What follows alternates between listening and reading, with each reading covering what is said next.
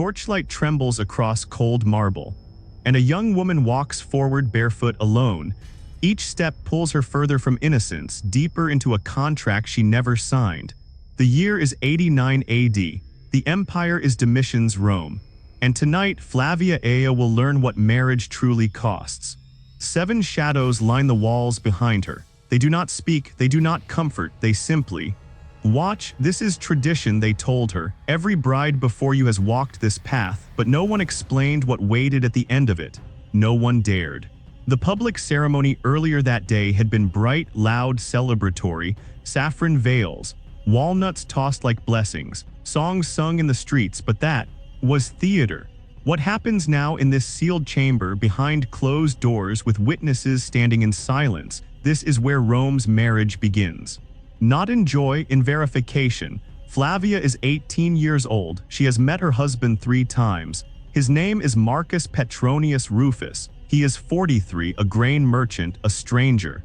And tonight she will be transferred from her father's authority into his, like cargo changing hands. But there is something else waiting for her here, something historians would later struggle to describe, something Christian writers would condemn with fury, calling it proof of Rome's moral rot, something so uncomfortable that even Roman scholars avoided naming it directly. And yet, it was law. It was custom, it was expected. The procession through the streets had looked like art brought to life. Flavia walked beneath a flame-colored veil, ancient beyond memory, its meaning lost to time. Around her, neighbors sang the fescennine verses, crude, explicit songs meant to chase away evil spirits. But in truth, they were public mockery disguised as blessing. Her cheeks burned beneath the cloth. Her mother walked beside her that morning, braiding her hair with trembling hands. Tears fell, but not from nostalgia, from something deeper, something inherited. Before Flavia left, her mother held her close, tighter than ever before, and whispered words that felt like prophecy. Do not resist, whatever happens tonight. Do not resist. It is the only way to survive. The words lodged themselves in Flavia's chest like shards of ice. She didn't understand them yet, but she would. Young men threw walnuts at her feet as she walked, symbols of fertility and abundance. But with every shell that struck her dress, Flavia felt less blessed and more exposed. Some men shouted things that made her want to disappear. She was supposed to laugh. Laughter, they said, held ritual power, but when she looked at her mother, there was no smile, only the reflection of an old wound passed down in silence generation after generation. The streets narrowed. They reached the home of Marcus Petronius Rufus. 2 torches burned at the entrance. The doorway was decorated with wool and greenery, marking the crossing from father's protection to husband's authority, from girlhood to obedience. Marcus lifted her in his arms to carry her across the threshold, a tradition repeated long after its original meaning was forgotten. It was meant to imitate abduction, a woman taken by force. When the door closed behind them, the noise of the street died, but the silence inside was not comforting. It was filled with breathing, with footsteps, with eyes. Too many eyes. This was not a private moment. It was a legal proceeding. Flavia's mother's warning echoed louder now, cutting through the dread rising in her throat. Everything before this, the veil, the songs, the procession, had been preamble. The real transformation was about to begin. Her eyes adjusted to the dim glow of the atrium, and she realized. If she had left behind any illusion of privacy, every object in this room had a purpose. Every person watching her was part of a mechanism carefully designed to legitimize what came next. To her right stood the pranuba, the woman who guided brides through the rites, solemn, still, as if she had spent her entire life witnessing identical scenes. Beside her, a priest muttered prayers, words that placed divine responsibility over something entirely human. In the corner, 3 enslaved women waited with perfumed water and clean cloths, their eyes lowered, accustomed to seeing everything, noticed by no one. Against the wall sat an older man with a leather bag full of medical instruments. His presence was not comfort, it was documentation. He was there to verify, to certify, to record what the law considered essential. But the object that held Flavia's gaze was the structure in the far corner, covered by heavy cloth. Its shape was irregular. Its height reached a man's chest. She didn't know what it was, but her intuition screamed. This was the heart of the ritual. The part no one dared describe openly. The Pronuba stepped forward and took Flavia's hands with firm certainty. "Welcome to your husband's household," she declared, her voice carrying ritual authority. "From this moment forward, the sacred rites must be completed, as tradition demands." Flavia swallowed hard. She knew in theory that Roman marriage wasn't romantic. It was a contract. Conventio in manum, the legal passage that made her part of her husband's family, like an item entering an inventory. But she had never imagined this sense of transfer would extend to her physical body. To every gesture she was expected to make tonight. The Pronuba continued speaking, weaving together custom and law as if reciting a familiar lesson. She explained that just as a field had to be inspected before being sold, just as a ship needed examination before changing owners, marriage too required verification. Her tone was calm, practical. There was no malice in her words. Only the quiet conviction of someone who believed this was simply how the world worked. In that moment, Flavia felt as if she had stepped into a vast machine built long before she was born. A machine that did not distinguish between land, livestock, or human bodies. For the law, everything could be measured, evaluated, transferred. And as she looked at the still faces of the witnesses, she understood. The ritual was not for her. She was not the audience. She was the object. The Pronuba gestured toward the covered structure. That small movement made the air grow heavy. Something tightened in Flavia's chest, as though her breath itself was tied to whatever lay hidden beneath the cloth. Guided by the woman's firm hand, she walked forward. The witnesses lowered their heads slightly, not in reverence but in weary acknowledgement. To them, this was just another repetition of an ancient script, a rite so old that no one thought to question it. Flavia reached for the edge of the cloth, her fingers trembled. She pulled it aside. The atrium fell into complete silence. Before her stood a wooden figure, upright, polished, carved with deliberate care. It wasn't small, it wasn't decorative, it was unmistakable in its purpose. The message of its shape, its exaggerated features, was brutally clear. "You must greet Mutinus Tutunus," the Pronuba said, her voice shifting into something almost reverent. "You must ask for his blessing, to receive your husband and present yourself to him as tradition commands." Flavia had heard the name before, in fragments, in half-whispered conversations between older women, always followed by abrupt silence. Mutinus Tutunus, the god of conjugal beginnings and fertility. A god so uncomfortable for the Romans that he was rarely shown in public spaces. Yet despite that discomfort, ancient writers, pagan and later Christian, had mentioned him. They almost never went into detail, but the tone of their words betrayed unease. To speak of him too clearly would expose something society preferred to keep shrouded. Centuries later, St. Augustine would write about this rite with fury, calling it an obscenity unworthy even of description. Arnobius would hint that brides were brought before the symbol of the god under the watchful eyes of their husbands. Varro, a pagan scholar who wasn't trying to shock anyone, would describe the presentation and contact in vague but unmistakable terms. Every author avoided details, and precisely that silence, those evasions, made the reality more revealing than any explicit explanation. Modern interpretations sometimes try to soften it, insisting the gesture was merely symbolic, a brief sitting, a harmless touch, a quaint embarrassing custom, nothing more. But the language of the ancient sources doesn't always support that comforting version. They spoke of surrender, of initiation, of submission. They didn't describe the act plainly, but the weight of what they didn't say, it was heavier than any direct description. For the Romans, Mutinus Tutunus represented the power to open the path to married life. For Christian writers centuries later, he would become a symbol of Rome's moral decay, proof of a world that blurred the line between sacred and transactional. But for Flavia, in that moment, He wasn't an idea, a theological debate, or a historical curiosity. He was a presence. He was the carved, unyielding shape standing in front of her, and she was being told to approach him, to expose herself before him, to let her body become the stage where a god and a contract met. The Pronuba adjusted Flavia's shoulders with careful precision, as if positioning an object within a fixed ritual. Around them, the witnesses kept their eyes lowered, not because modesty demanded it, but because their role did not include emotion, only confirmation. The priest fell silent. The physician watched from the edge of the atrium, his attention sharp and professional. Marcus, at the back of the room, looked on with obvious nervousness, as though he too were trapped in a role he hadn't written. In that instant, Flavia realized the rite had nothing to do with divine favor.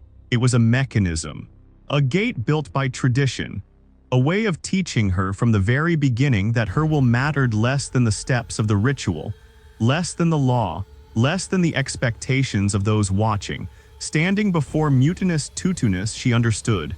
The night had barely begun. The murmur of the lamps grew deafening. The Pronuba placed Flavia directly in front of the wooden figure. No one needed to describe what came next. The ritual itself contained its own instructions. Still, the older woman spoke in a soft, almost motherly tone, giving precise directions. That gentleness made everything worse. Flavia's body trembled. She couldn't name the feeling completely. Fear, yes. Shame, yes. But also the slow, suffocating awareness that her own desires no longer counted. The Pronuba's hands were firm as she guided each movement, correcting anything that might resemble hesitation. There was no overt violence, no shouting, just a steady, unbreakable insistence. This had to be done. Tradition did not accept deviations. The witnesses remained at their posts. Their expressions didn't change. To them, this was as ordinary as sealing a contract. Their presence turned Flavia into proof, into evidence of compliance. She was not a young woman in front of them. She was a legal condition being fulfilled. Marcus watched, pale, his jaw tense. He didn't seem to enjoy what he saw, but he didn't intervene either. He too was being measured, bound to expectations that told him this was necessary, and that this was how a wife was properly initiated. To Roman eyes, Mutinus Tutunus was not obscene, he was useful. He was an instrument to prepare the bride, to break any resistance before the marital union. This was not romance, it was training. A forced introduction to the role expected of a wife, obedience, docility, availability. Her body needed to learn from the first night that it did not fully belong to her. Today, scholars might call this a rite of passage, a transition from one stage of life to another. But the term is too clean, too polite. In reality, it was a social strategy to strip young women of agency before they even knew how to name it. In other cultures, adulthood might be tested through feats of strength or wisdom. In Rome, for women, the test was simpler. Accept in silence that others would decide what happened to their bodies. As the ritual continued, Flavia felt something inside her slowly collapsing. It wasn't only terror.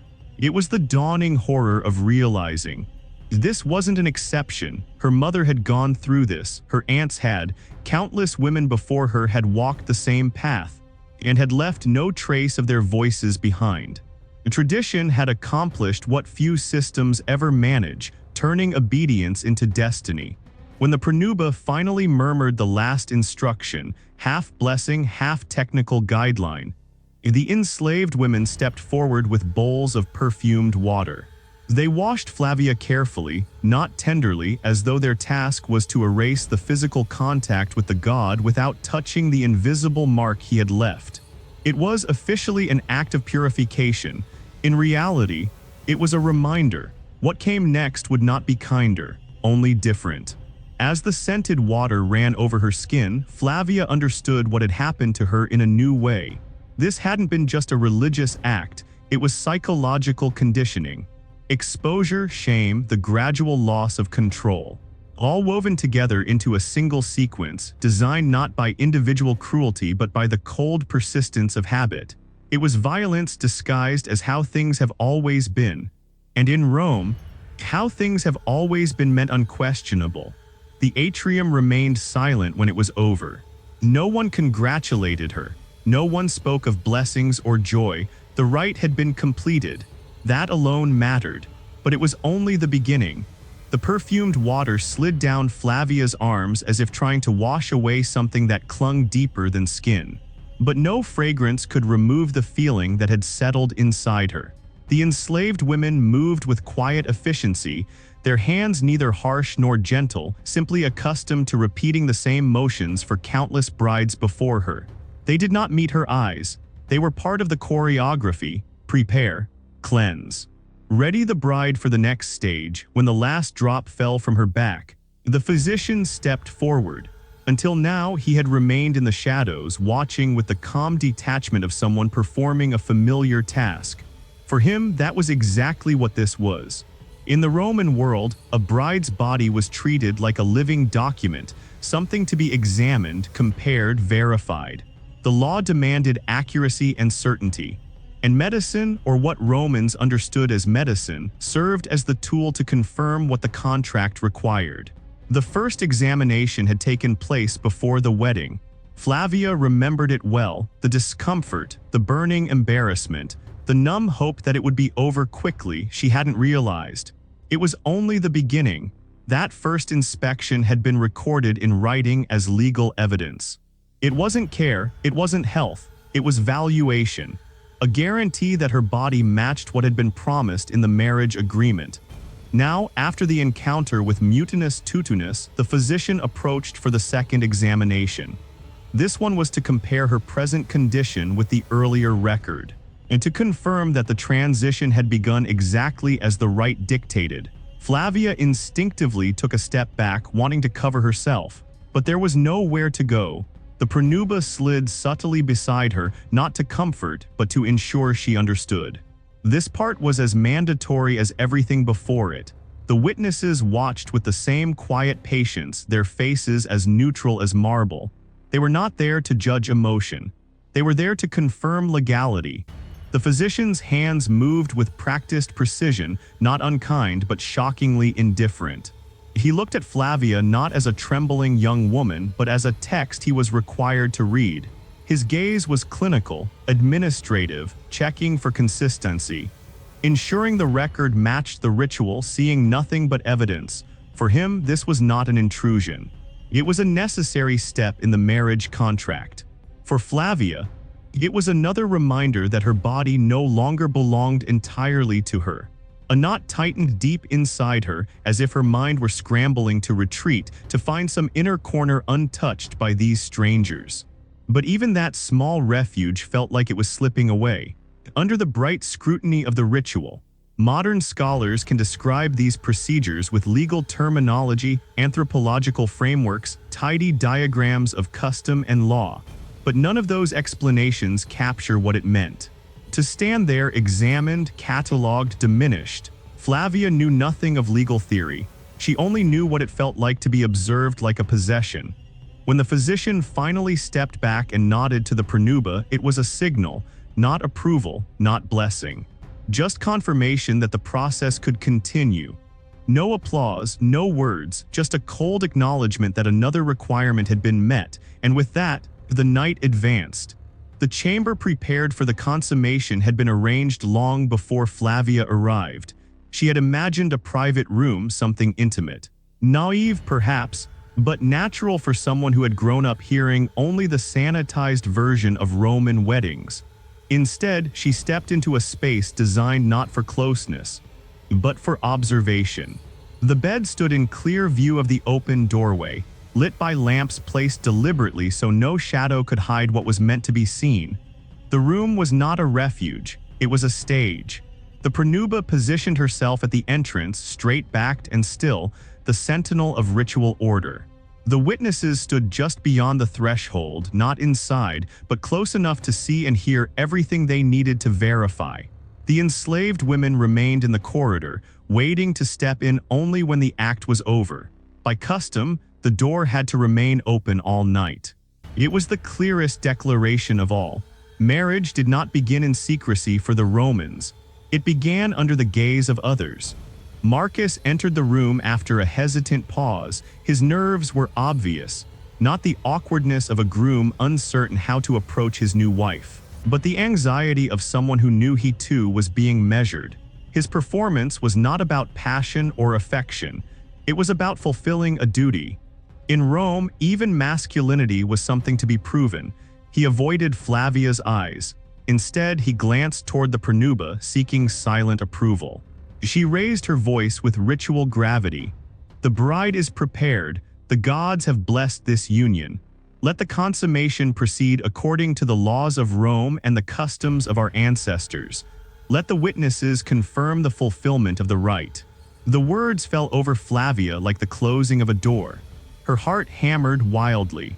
She felt frozen between Marcus's presence, the strict vigilance of the Pronuba, the detached breathing of the physicians somewhere in the hallway, and the invisible weight of generations pushing her toward the bed. What followed was not union, it was compliance. Marcus moved awkwardly, burdened by the same pressure that weighed on her. His hands were unsure, his movements stiff, as if he were afraid of failing at something everyone else expected him to accomplish. Whatever human compassion he might possess had been buried beneath the performance demanded of him. In another time, another place, he might have spoken gently, but tonight, he was as trapped as she was. Time became impossible to measure. The open doorway allowed every sound to drift into the corridor. The enslaved women waited. The witnesses listened. Occasionally, the Pronuba offered a brief, formulaic correction. As though following a manual passed down for centuries, there was no intimacy, only process. Flavia drifted inward, her mind pulling away from the body lying under the weight of obligation. It felt as if she had split in two, one self enduring the ritual, another self rising far above it, searching for distance. There was no room left for tenderness, or even for shame, only a strange, hollow stillness. When the Pronuba finally spoke again, declaring that the consummation had been sufficient for legal purposes, Marcus exhaled sharply, stepping back as though freed from a burden. He didn't know what to say, neither did she. This was marriage in Rome, not love, not choice. A contract written on a young woman's body, signed by witnesses, certified by law. Flavia Aia was 18 years old. And on that night in 89 AD, she learned what so many women before her had learned in silence. That tradition could be the cruelest master of all. If this story unsettles you, it should, because it's not fiction, it's history. And history, when we're brave enough to look at it clearly, doesn't always give us heroes. Sometimes it only gives us survivors. And the question we're left with is this: how many voices were silenced by rituals we've forgotten? How many stories were buried beneath the weight of how things have always been? Perhaps it's time we started listening.